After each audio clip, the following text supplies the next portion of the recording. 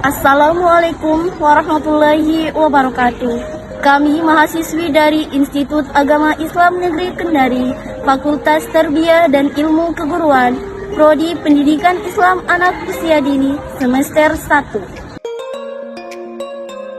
Video ini dibuat untuk menyelesaikan salah satu tugas dalam mata kuliah Sejarah Peradaban Islam dengan dosen pengampu Bapak Haris Sulaiman Hasri MPD.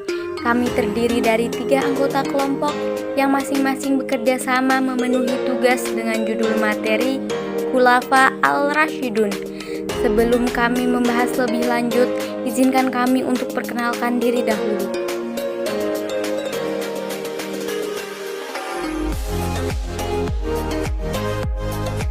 Baiklah, kami akan mempresentasikan materi dengan judul Khulafa Al-Rasyidin. Pengertian dari Khulafa Ar-Rasyidin sendiri merupakan gabungan dari 2 kata, yaitu Khulafa dan Rasyidin. Menurut bahasa, Khulafa adalah bentuk jamak dari khalifah yang artinya pengganti.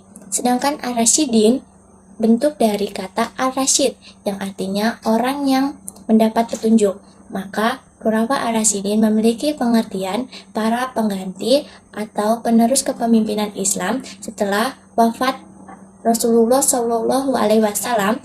Istilah ini diberikan kepada para sahabat yang terpilih menjadi pengganti Rasulullah Shallallahu Alaihi Wasallam sebagai pemimpin umat Islam. Khulafa Ar-Rasyidun terdiri dari 4 khalifah, yaitu yang pertama ada Abu Bakar As-Siddiq, yang kedua ada Umar bin Khattab, yang ketiga ada Utsman bin Affan, yang keempat ada Ali bin Abi Thalib.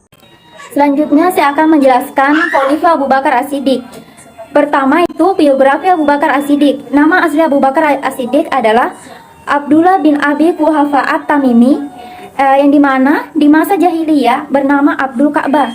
Setelah masuk Islam, Nabi mengganti namanya menjadi Abdullah bin Abi Quhafa bin Amir.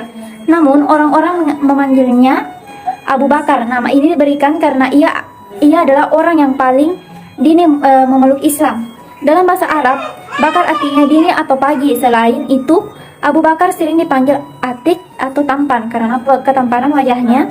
Sementara Nabi memberikan Abu Bakar gelar As-Siddiq dikarenakan ia membenarkan kisah Isra Miraj Nabi ketika banyak penduduk Makkah mengingkarinya. Selanjutnya yang kedua itu masa proses pengangkatan Khalifah Abu Bakar.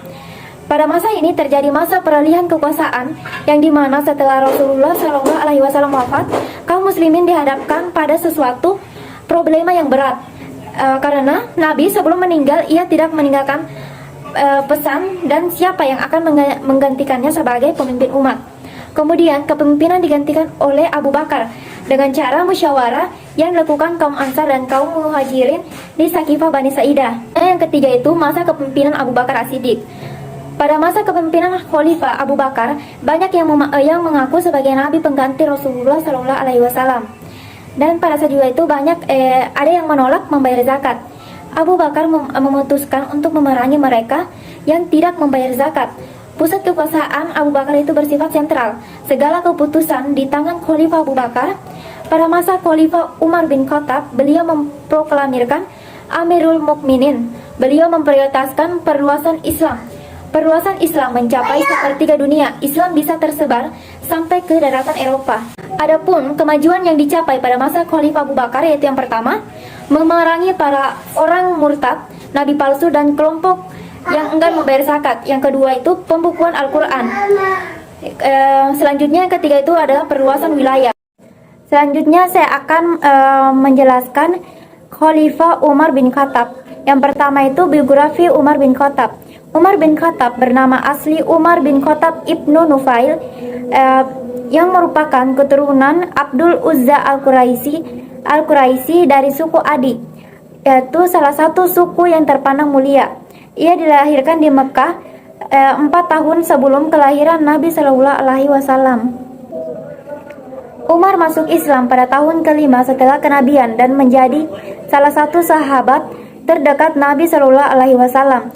Umar bin Khattab menjadi khalifah pada periode 634 sampai 644 Masehi atau 12 sampai 13 Hijriah. Selanjutnya yang kedua yaitu masa proses pengangkatan Khalifah Umar bin Khattab.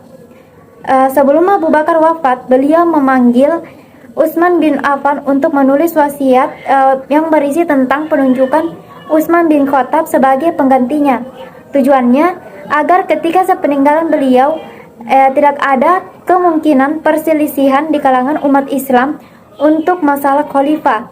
Keputusan ini diambil atas tujuan para sahabat. Masa kepemimpinan Khalifah Umar bin Khattab. Pada masa Khalifah Umar bin Khattab, beliau memproklamirkan Amirul Mukmin. Beliau memprioritaskan perluasan Islam. Perluasan Islam mencapai sepertiga dunia. Islam bisa tersebar sampai ke daratan Eropa. Adapun kemajuan yang dicapai pada masa Khalifah Umar bin Khattab, yaitu yang pertama, pengembangan wilayah Islam, kedua, mengeluarkan undang-undang, ketiga, membagi wilayah pemerintahan, dan yang keempat yaitu membentuk beberapa dewan. Selanjutnya Utsman bin Affan 24 sampai 36 Hijriah atau 644 sampai 656 Masehi. Biografi Utsman bin Affan. Nama lengkapnya adalah Utsman bin Affan Ibnu Abdul As Ibnu Umayyah dari Buwa Quraisy. Ia memeluk Islam lantaran ajakan Abu Bakar dan menjadi salah satu sahabat dekat Nabi Shallallahu Alaihi Wasallam. Ia mendapat gelar Zun Nurain atau pemilik dua cahaya karena mengawini dua putri Nabi Shallallahu Alaihi Wasallam secara berurutan setelah satu meninggal, yaitu Ruqayyah dan Ummu Kulsum. Proses pengangkatan Khalifah Utsman bin Affan. Sepeninggal Umar bin Khattab, Dewan Syura mulai bersidang untuk menentukan masa kepemimpinan Khalifah Utsman bin Affan. Pada masa Utsman, kebijakan yang paling disorot adalah kebijakannya pada pengangkatan kerabat keluarganya menduduki jabatan penting, seperti amir atau gubernur di daerah kekuasaan Islam berasal dari kerabat dekat. Kemajuan yang dicapai pada masa Khalifah Utsman bin Affan: pertama, perluasan wilayah, standarisasi Al-Quran, pengangkatan pejabat, pembangunan fisik. Selanjutnya Ali bin Abi Thalib 36 sampai 41 Hijriah atau 656 sampai 661 Masehi. Biografi Ali bin Abi Thalib. Ali adalah putra Nabi Thalib Ibnu Abdul Muthalib. Ia adalah sepupu Nabi Shallallahu Alaihi Wasallam yang telah ikut bersamanya sejak bahaya kelaparan mengancam kota Mekah. Demi untuk membantu keluarga temannya yang mempunyai banyak putra, Abbas, ia telah masuk Islam dalam waktu yang masih berada pada umur usia muda. Proses pengangkatan Khalifah Ali bin Abi Thalib. Pada masa Utsman, kebijakan yang paling disorot adalah kebijakannya pada masa kepemimpinan Khalifah Ali bin Abi Thalib. Ali bin Abi Thalib melanjutkan kepemimpinan Utsman bin Affan dalam kondisi tidak stabil. Ali menghadapi kelompok penentang sangat kuat ketika memberlakukan kebijakannya pada pemecatan pejabat-pejabat. Beliau menghadapi juga pemberontakan dari Zubair dan Aisyah karena dianggap tidak menghukum pelaku pembunuhan Utsman bin Affan. Kemajuan yang dicapai pada masa Khalifah Ali bin Abi Thalib: pertama, penggantian pejabat lama dengan yang baru, penarikan kembali tanah hadiah, menghadapi para pemberontak.